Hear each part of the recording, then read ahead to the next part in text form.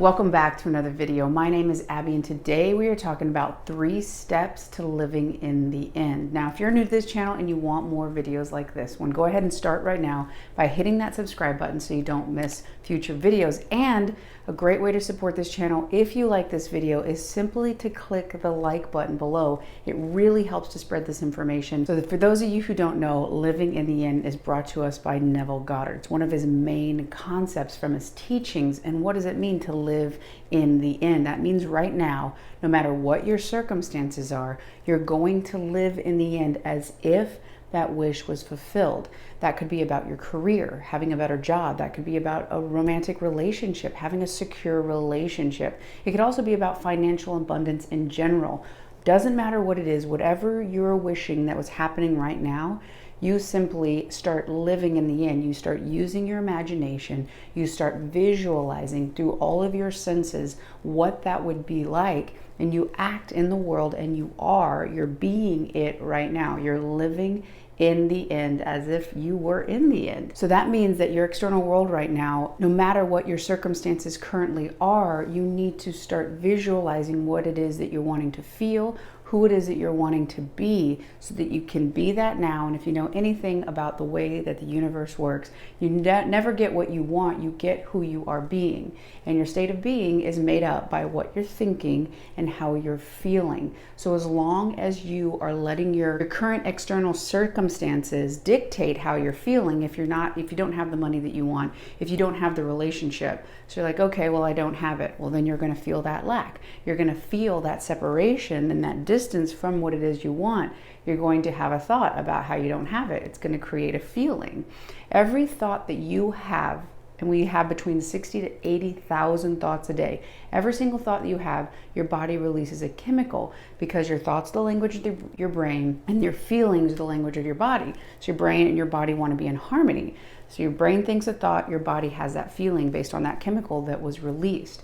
So as long as you look out and you're seeing lack, you look out and you're seeing that you don't have what you're wanting, you're going to think the thoughts to have the feeling. That means that your state of being will be in direct correlation to your external circumstances. Is that what you want? No. You have to think from a greater mind than your current circumstances. And that brings in work from Dr. Joe Dispenza, which is that you send out an electromagnetic impulse and signature into the quantum field. And that quantum field, all it's doing is reflecting it back to you. So if you have a state of being right now that is lack, and you're thinking lack thoughts and you're feeling scarcity, you're going to send that out, and the universe, the quantum field, is going to give you a situation in which will show that to you. So it's just an echo. If you've ever gone into the mountains or something where when you yell, you hear your echo back, that's essentially all it is in the universe. So if you want to change what is being echoed back,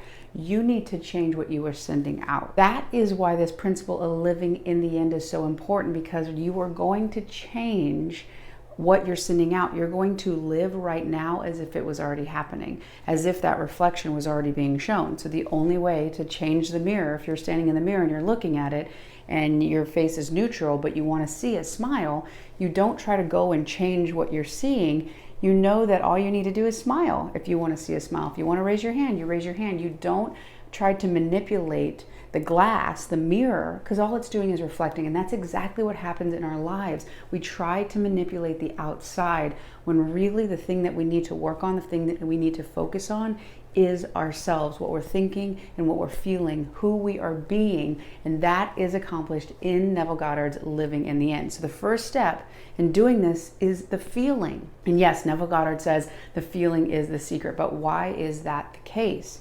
Well, for one, from what we talked about earlier, we know that that is half the equation to your electromagnetic signature. So a lot of times what happens is people have these thoughts, they have these intentions, they even try to practice the law of assumption and assuming these new things to be true, assuming that they're that person. And they don't see any sort of external changes. And the reason that is because they're not feeling that. They're still stuck in the old feeling. So what does that mean? That means that they're sending out that intent, of the new.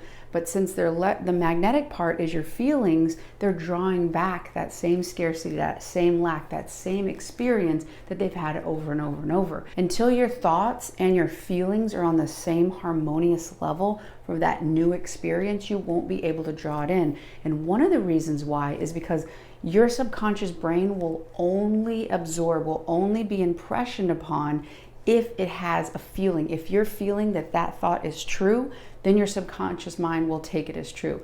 It doesn't matter if it's true. It is not an objective thing. It is a subjective thing. So if it feels true to you, if you're able to convince yourself and teach yourself emotionally what that new living in the end feels like now, then your subconscious will actually take it in. And the role of the subconscious is to objectify the truths of who you think you are. And this has to do with our cybernetic mechanism, which I've talked about in other videos, which a simple way to say is how you view yourself. That is the box, that is the rules and the framework that you live by. Understand that feeling is critical in living in the end, because the feeling is what is going to encode the thought so that we'll get through the threshold into the subconscious. Once it does that, the subconscious is going to want to objectify that new truth that you're living in the end, that end is you. And then you're going to have a complete shift on who it is you think you are, how you can act in the world, and literally what your senses are able to pick up. Because right now you're having about 50 million bits of information come through and your subconscious is taking them up. But your conscious brain is only able to take in about 50. And this is according to Dr. Bruce Lipton. So all of those possible realities that you're blocking out because your subconscious brain is telling you this person of who you think you are.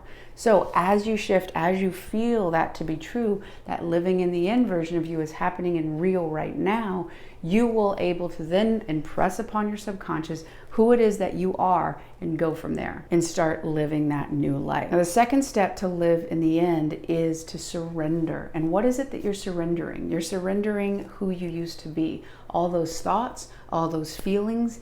And it's not just a feeling of like, oh yeah, I don't want to feel lack anymore. Your body actually becomes addicted to those thoughts because you've been thinking it for 10, 20, 30, 40 plus years. Your body actually becomes used to, and it's a familiar feeling to feel anxious, to feel nervous, to feel angry. So even though in the big picture, those are not things you want to feel, to your body, that is normal. So as you're starting to live in the end and having these new experiences and new feelings, your body will want to pull you back because it is seeing as safe. Like, no, we need to feel scared. We need to feel anxious. We need to feel not good enough.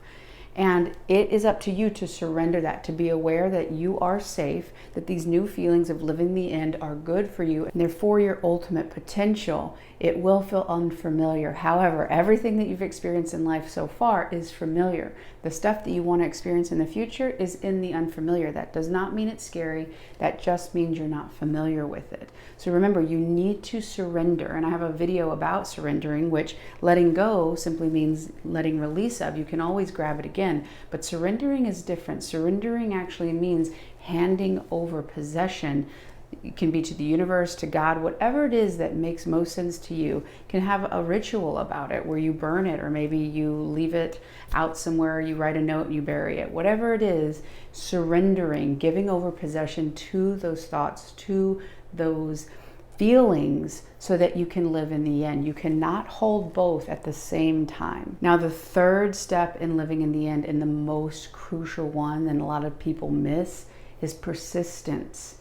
It's easy to go and right before you go to bed, think and feel who it is you want to be, thinking and feeling of you in that end. However, when you wake up, maybe you're late, maybe you have a flat tire, maybe you get a text and it really upsets you. Well, you're going to want to shift, and it's going to feel natural for you to go into that old state of being. Nothing ever works out. Things aren't meant for you. You're not good enough. You always mess up, whatever it is. So it is crucial that you stay persistent in living in the end, persistent in the feelings, in the thoughts of you in the end. Again, your state of being is what you're going to get an echo of in the universe. Your state of being is how you think and how you feel. So if those situations throw you off and you start thinking and feeling from the past, you're going to start recreating the past over and over. You need to start thinking from the future, from that version of you. Start being it now, that persistence every moment, choosing the future, choosing to put the neurological hardware in your brain now, choosing for it to be natural for you to do that, and natural as an expression of you, so that you can create a map to the future and start living that now. Persistence is one of the major components that people miss when they are practicing living in the end by Neville Goddard. You have two choices. You can continue to think the thoughts and be the person from the past, repeating it over and over and over, or you can start shifting your perspective to who it is you want to be and living in that in now, choosing your future and choosing who you want to be, being it now, rather than continuing to forever replicate the memories of the past. The choice is up to you. But remember, the things that you have not yet experienced will be in the unknown, and the best way to know your future is to create it. I really hope you've enjoyed this video. If you have, hit subscribe. If you haven't done so already, like this video, and I'll see you on the next one.